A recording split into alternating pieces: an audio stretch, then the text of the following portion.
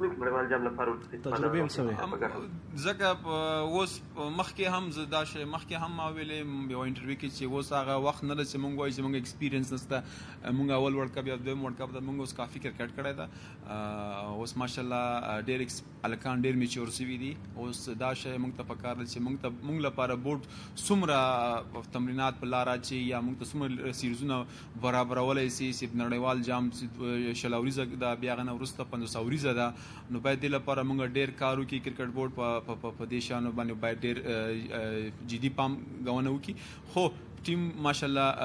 به ډېر ښه نړیوال جام کې راتلونکی وروستۍ پوښتنه نور خان آشنا وکړي او زموږ وخت پای ته رسېږي صحیح ده نور خان آشنا وروستۍ پوښتنه وروره هلو او تک صاحب आवाज مې درځي بله مهرباني پوښتنه وکوئ ګلبدین نایب ستاسو سره په لاین کې ده تاسو ته ګلبدین نایب ته سلامونه لومړی پوښتنه مې دا ده ګلبدین نایب نه ډېر وخت کېږي موږ وینو دغه لوبډله کې دغه لوبډله اکثره لوبغاړي چې دي بون سره یا د چټک توپ اچوونکي چې دي د بون سره توپ سره دوی ډېره ستونزه لري دغه که څه هم ډېر روزونکي افغان لوبډلې ته راغلل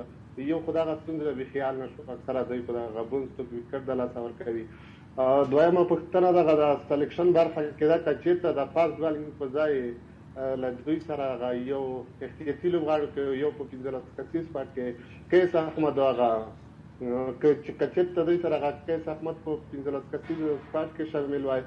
هغه بل لوبغاړي نوم رانه هېر شو بخیر په ډېرې بښنې سره نو هغه به څنګه وه ځکه دلته دغه اسیایي پیچونه دي اسیایي ویشتن ځای دی